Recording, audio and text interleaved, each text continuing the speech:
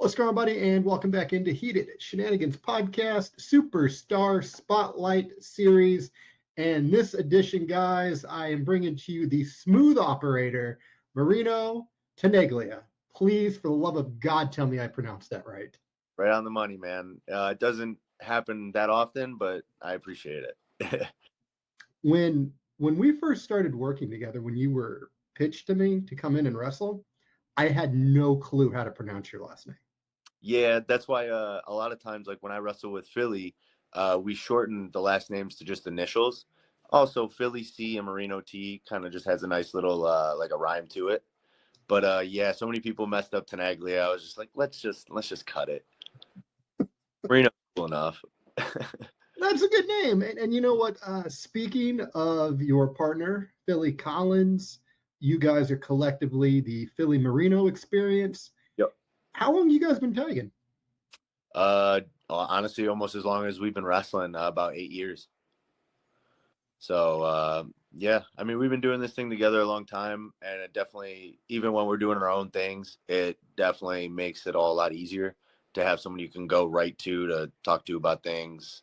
We all know how the business can be, so it's nice to have someone else to be able to like put it on their shoulders as well, so you don't have to deal with everything alone. So Now, how long have you been doing singles work? Have you primarily been a tag guy, or? yeah, largely so. I'd say over the 8 years, here and there, I'll have little spurts of single stuff, but I'd say mostly in the last year, I've tried to just continue to branch out more, just show there's some flexibility there. And Philly Collins, Philly C, he can do the same thing. I mean, you'll see on 11/30, November 30th. I appreciate the plug this early in the show. Had to. This is a company man right here. Oh, no. I just want everyone to see what I do to Shane Mercer, but hey, whatever. Oh, yeah. I mean, you're gonna get that opportunity again in a house rules match against Shane. In 8 years, you've been in this, and you're really in a hotbed for professional wrestling. That Ohio area, there's so much tradition and so much culture for professional wrestling in the Ohio area. Was that an area that you wanted to stay in and grow and become a professional wrestler, or was it somewhere that you would move to? I grew up basically in Middleburg Heights, Ohio. It's maybe 15 minutes away from downtown. I don't know. I grew up here, and I guess nothing's really taken me away from my home. I've always wanted to try and rep it as best as I can.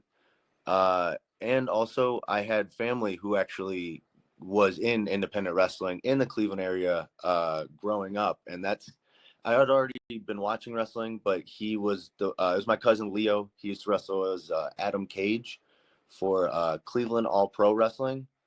It was a company that used to be ran by JT Lightning. It was known as the Godfather of Cleveland wrestling. But yeah, I used to see him doing the independents before I even knew what that was. And he kind of is the one who introduced it to me and showed me that you can actually try and do this yourself. Now, when you were pitched to me, because how we ended up meeting was at the very first show we did, Trey Lamar couldn't make it, and we needed a replacement. And look, I'm still waiting to work with Trey and get him on a show, but it was one of the best missed bookings all around because, again, I had heard of you, but I hadn't had an opportunity to see your work up close until you came in and started working for House of Heat. Mm-hmm. And again, as advertised, again, I can't stress how good you are in the ring. And to any promoter out there listening, Marino, again, you're doing a disservice not having him on the show. Thank you, man. No, that means a lot. I just go out there and try to do the best I can to entertain a crowd. Would you say in the 8 years you've changed your style in the ring at all? Because I mean, some of the stuff I'm watching you flying around the ring, and I'm like, you've kind of gotten a little bit more technical recently. Yeah, I would say just over the years, I've learned, I guess, where my strong suits are and where they're not.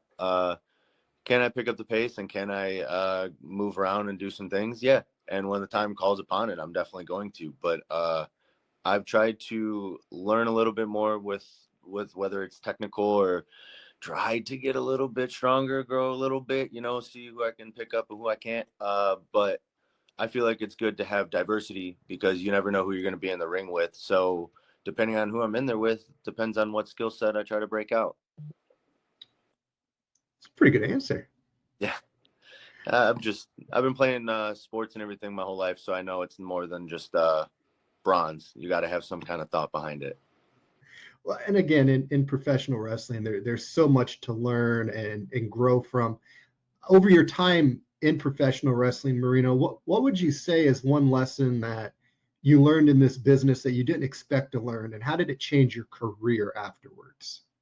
Oh, damn, that's a good one. I've learned a lot because I've basically grown up in independent and pro wrestling. I've been wrestling since I was 19, so like a fresh young adult, and I've learned some tough lessons for sure. That's tough, man. Honestly, just kind of sticking true to you.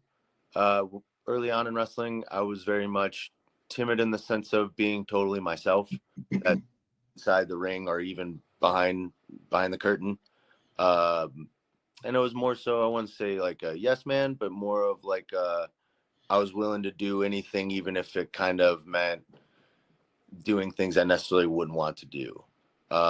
And I think just over time, just learning to just be confident in who I am and what I do, and staying true to that. And it's kind of actually worked out for the better. Again, in this business, you never stop learning, and to stay true to yourself, that's something that not everybody does. They'll try to recreate themselves into something that they're not, and it kind of feels forced. Mm-hmm. Yeah, you do see that sometimes. And I don't know. I've always thought the best wrestlers were the ones who really are like an extension of themselves. And also because you get to realize like, oh, I know them, and you can kind of have more relatability maybe. I'm not sure exactly what it is, but you see those kind of people and you're like, yeah, I like that guy, or I want to be friends with that guy. Or on the same other side of things, you're like, man, I knew a guy like that. Man, I hate that guy. You know what I mean? That's fair. That's fair. Now, in professional wrestling, this wild, wacky world that we love and live in, so many stories are told in professional wrestling. And I'm interested to hear what you think is the best story that has been told inside of a professional wrestling ring, not necessarily a match, but the psychology of what was being told in the ring. And you're saying like best as in it could be wacky, it could be. See, the style of wrestling I always liked, I was more of the back half of HBK's career, where he was more, I guess you called it like Shakespearean in a sense. It was very story driven and very maybe a little bit more in depth with the storytelling. There was more levels to things. Man, I don't know. Actually, what's crazy is a big one for me was it was Ray and Eddie when they ended up doing the custody of Dominic. It's real wild these days to see like it really coming full circle at a bigger level with Dom being on TV and doing everything. But truthfully, that I just felt like it.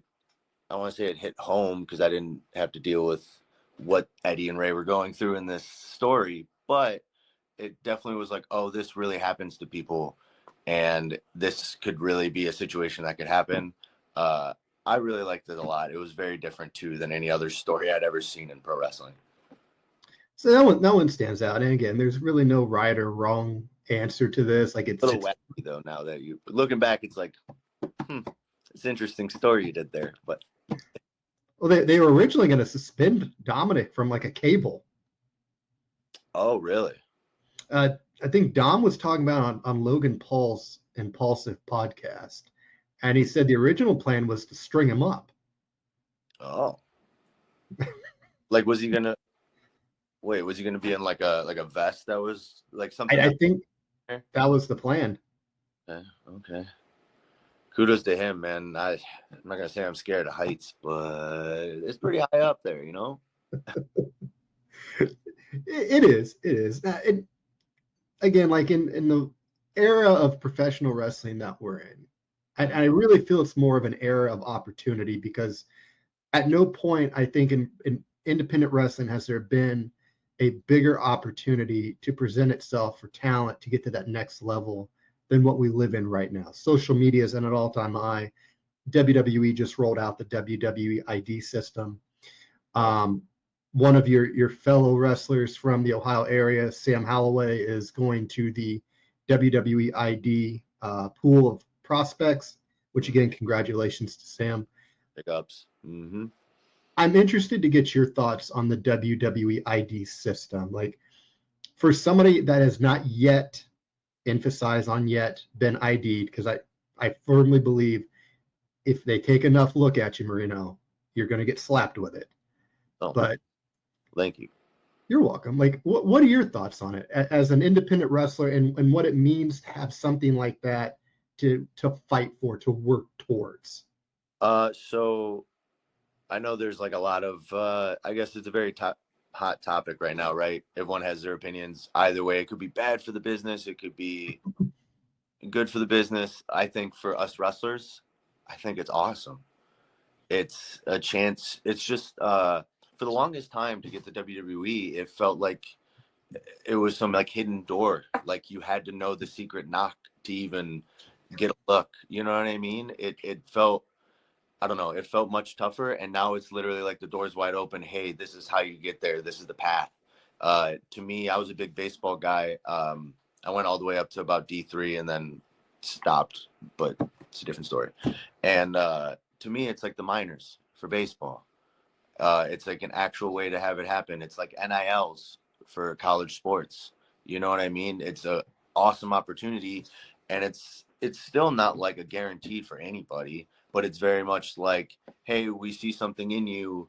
Here's an opportunity to go all out and commit all your time to it. You know what I'm saying? And I think that's awesome. I kind of look at the ID system as like on online dating, right? You can swipe right on a profile and like it, but you haven't sent the DM yet. Okay. So the ID is kind of like you got the like, but Yeah. you haven't got the first date invite yet. Yeah, right. You guys matched, but we're still feeling it out. Mm-hmm. Yeah. Okay. I see what you're saying. So, I mean, yeah, it's interesting because, again, there's a lot of people that may not have ever had the opportunity to get looked at that will now be looked at. But back on to what you've got going on, what was it that kind of pulled you into the business? What was it that made you want to make that commitment to become a professional wrestler? So I guess some of it was what I tapped on a little bit before with my cousin. I already had doing it. I mean, being a fan of wrestling my whole life is obviously a big part of it. I had come home from college not really knowing what I wanted to do. And my whole life, I always tried to entertain people in some way. I had YouTube accounts where whether it was backyard wrestling or making movies, writing scripts and acting it out and putting it out on the internet for people to see, trying to make music with my buddies and putting it out for the internet to see and hear. All I was ever trying to do was entertain people. And I guess once I got back from school and I didn't have also the competitiveness of a sport, I realized that once I found wrestling, it was all of that put together. And that's why I just hit the ground running as soon as I got a chance to get in a ring. It's a chance to entertain people. It's a chance to still have a competitive edge and like want to get further and still see what I can be. So I can't sit still, man. I don't know. I can't picture doing anything else anymore. Have you ever gone back and watched your first match? Nope. And I don't think I'm gonna. It's been a long time, that's for sure. When I first started wrestling, I was a totally different person. Actually, Like, I was a split personality, actually. Really? Yeah. it was an interesting thing. But and then eventually, you know, Philly came into play and showed me good times and good vibes, and like the rest is history. So would you say like is the first match like really that unwatchable, or is it just like you'd rather not remember that time? No, it wasn't even. Yeah, more like the time. It's not unwatchable. I don't think it was like bad. But I'm pretty sure my first match I was wearing like $20 kick pads that I ordered on Amazon, and I think some tights that were, I think they were like runners tights, just straight black, no name. I think maybe a logo I tried to Sharpie over. I think a basketball shooting sleeve with the elbow pad, and I'm like, man, who is this kid? But here I am. So The humble beginnings of the smooth operator. yeah, I was a real angry kid. Smoothed out over time a little bit. But again, you're still fairly young Yeah. for being in the business, and there's still so much ahead of you. What do you want to accomplish on the independent scene? Like what is the thing that like if it never happens for WWE, TNA, AW, any of the major three-letter companies, what could happen for you on an independent level when it's time to walk away? You're like, you know what? Maybe I didn't go there, but damn it, I accomplished this, and that's just as good. Okay. I don't want to use the word legacy. I want to be remembered in a, I want to say just in a positive light, but also like leave some kind of footprint. Whether it's guys who've come up after me that I've been able to be on the road with and spill whatever I've learned and give to them and watch them take it and see succeed and do big things. Um, I feel like things like that is what I'm going to take away the most from it. So like whatever ends up happening, no matter what, those are the things that I think I'll be happiest about. Hey, that's a solid answer, man. And that, again, I I firmly believe with your work ethic, it's a matter of time for you. Like you're one of the best I've seen in independent wrestling, and I've seen a lot of people. I look since we started House of Heat, I cannot tell you through X, Instagram, Facebook, hell, even my personal email, which sometimes I don't know how some of these people get a hold of this, but that I have days of people's matches. And again, you can't tell everybody yes because you can't run 25 match cards. Sure. But at the end of the day, man, for everything that you've put into this business, it hasn't gone unnoticed. Definitely. Thank you. And that's, I guess that's what I was trying to say. You know what I mean? Just sticking to the grind, right? But it's nice to know that it's being seen. So. Well, before we wrap up here, Marino, do you have any upcoming appearances that you would like people out there watching to know? Where can they catch the Smooth Operator coming up? Well, I guess if I'm gonna promote shows and everything, no, Glory Pro this Sunday. I do want to bring this up. We're wrestling a team, the New Guys. This is the fourth time we've wrestled them there. It kind of goes back to what I was saying. They were a young team. They're gonna hate me for this, but a couple years in the business, we've kind of looked at them as like little bros, right? Since the first match, after like they did a great job afterwards. They came up, asked a million questions. The next time we wrestled them, all the questions we asked, they listened and they corrected it. So and we've seen that they haven't stopped working since. Since then, we've wrestled them 2 more times, and Sunday is the last. Whether it is PME walking away with the titles once again, or the New Guys pulling one out, but I don't know. We still have some experience to show them, so we'll see what happens. Um, and of course, on November 30th, I gotta plug it. I gotta let you know, House of Heat. I will be there, and Shane Mercer, you better just not show up, man. Just don't show up. Just don't show up. But I So mean, your you girl show up, she can show up. That's fine, you know. Hey, what's up? No, I'm just kidding. Well, Mercer, I'll see you then. well, guys, again, as always at parts of this I like to always say thank you for Marino taking your time from your schedule to join us on this episode. And again, promoters, bookers out there watching, listening, take the time to watch some of Marino's work. You can find a lot of it on YouTube. You can even find his matches on shameless plug Heated Shenanigans podcast, because we have matches from House of Heat up here on our channel. Again, guys, do your homework, reach out. If you look for a tag team, bring in Philly Collins and Marino. PME can be coming to you. It's just an email, text message, DM away. But for all of us here at Heated Shenanigans podcast, I want to again thank Marino for his time. And everybody out there, we will see you guys on the next episode. Cool. See you guys.